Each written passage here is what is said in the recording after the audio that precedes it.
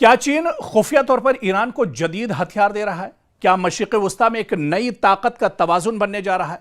और आखिर अमेरिकी सदर डोनाल्ड ट्रंप ने चीन को खुलेआम खबरदार क्यों किया है?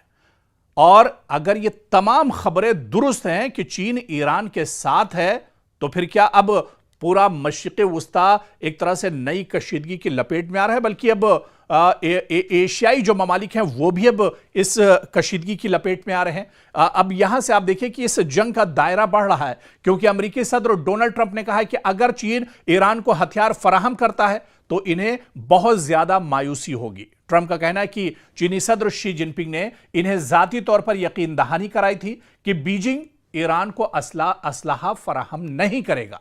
लेकिन जो रिपोर्टें गश्त कर रही हैं, इससे पहले जो रिपोर्ट हमने बनाई और डिटेल में आपको बताया कि मैन पैड्स अब चीन ईरान को दरअसल देने वाला है और इस पर तकरीबन जो डील है वो भी ईरान के साथ हो चुकी है।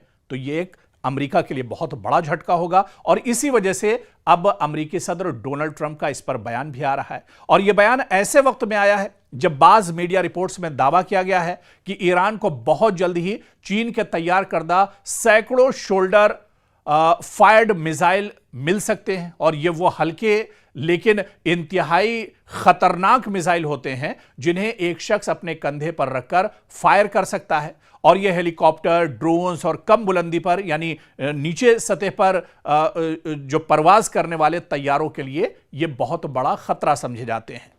और अगर ईरान को वाकई इस नौयत के जदीद हथियार मिलते हैं तो इसकी दिफाई सलाहियत में नुमाया इजाफा होगा। ईरान कहीं ना कहीं एक तरह से मैदान में और मजबूत हो जाएगा और यही वजह है कि अमेरिका इस पूरे मामले पर गहरी नजर रखे हुए है।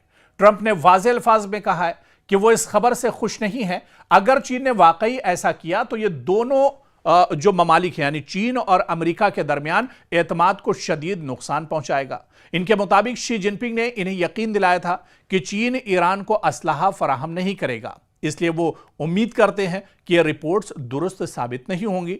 दूसरी तरफ चीन का मौकफ यह रहा है कि वो मशरिक़ वस्ता में कशीदगी कम करने का ख्वाह है और तमाम फरीकों से मुज़ाकरात की हिमायत करता है। ताहम बीजिंग ने इन ताज़ा रिपोर्ट्स पर बाज़ाब्ता तौर पर कोई वाज़ेह तबसरा नहीं किया है। लेकिन इतना जरूर है कि यह मामला सिर्फ अमेरिका और चीन तक महदूद नहीं है। अगर ईरान को जदीद हथियार मिलते हैं तो इजराइल, खलीजी ममालिक और अमेरिका के लिए नई सिक्योरिटी तशवीश पैदा हो सकती है मशरिक़ वस्ता में। दूसरी जानिब ईरान का मौक़िफ़ है कि उसे अपनी दिफाई सलाहियत मजबूत करने का यानी अपनी सिक्योरिटी और अपनी हिफाजत का मुकम्मल हक हासिल है, ख़ासतौर पर ऐसे वक्त में जब पूरे खित्ते में मुसलसल कशीदगी और फौजी दबाव मौजूद है।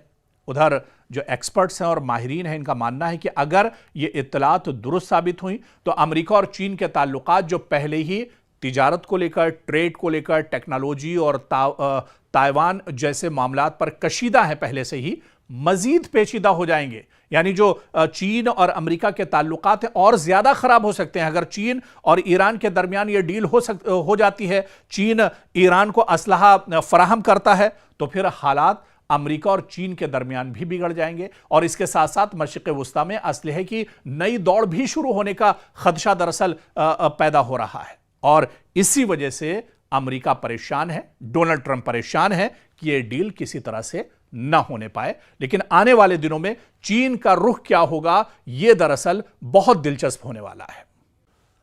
अगर बहर अहमर में जहाज महफूज ना रहे तो सिर्फ मशरिक़ वस्ता ही नहीं बल्कि पूरी दुनिया की तिजारत हिलकर रह जाएगी। तेल महंगा हो सकता है, सप्लाई चेन मुतासिर हो सकती है और आलमी मईशत को अरबों डॉलर का नुकसान हो सकता है।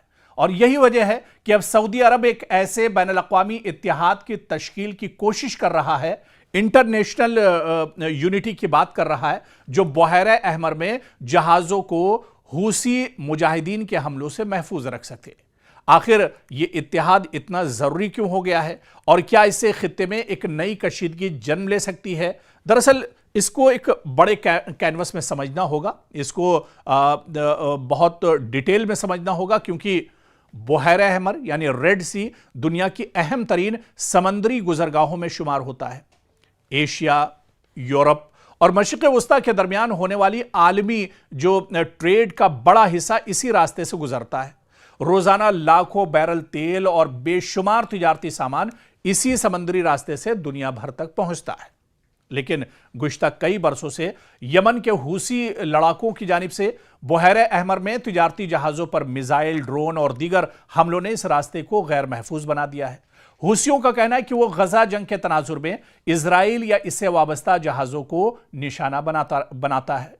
ताहम इन हमलों की जद में कई दूसरे ममालिक के तिजारती जहाज भी आ चुके हैं।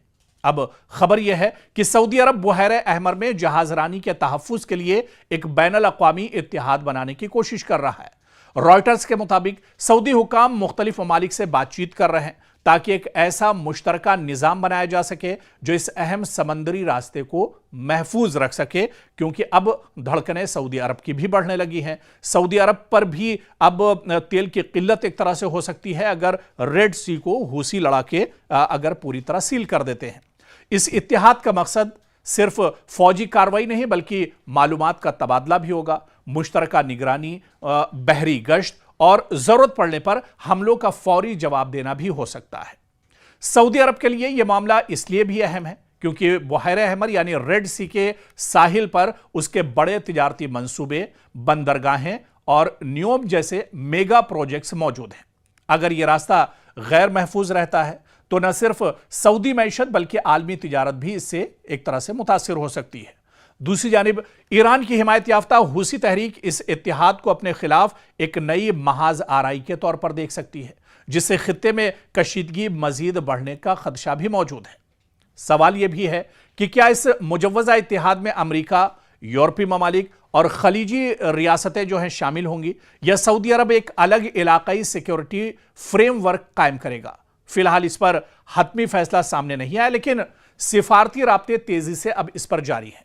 और आप देखिए कि बुहैरे अहमर अब सिर्फ एक समंदरी रास्ता नहीं बल्कि एक आलमी मईशत, तवानाई की तरसील और मशरिक़ वस्ता की सियासत का मरकज बन चुका है। अगर सऊदी अरब वाकई एक मौसर बैनुल अक़वामी इत्तिहाद कायम करने में कामयाब हो जाता है तो जहाजरानी को तहफ़्फ़ुज़ मिल सकता है, लेकिन साथ ही खित्ते में ताकत के तवाज़ुन और ईरान हूसी महाज के साथ कशीदगी में भी इजाफा हो सकता है। अब आने वाले दिनों में यह पेशरफ्त मशरिक़ वस्ता की सियासत का एक अहम मोड़ साबित होगी और क्या सऊदी अरब का यह इत्तिहाद वाकई में मजबूत होगा, इसका असर दूसरे ममालिक पर पड़ेगा या दूसरे ममालिक सऊदी अरब के साथ जुड़ेंगे। आने वाले दिनों में यह देखना अहम होगा, बहुत दिलचस्प होगा कि क्या सऊदी अरब को इस बड़े इशू पर दूसरे ममालिक का साथ मिलता है या नहीं।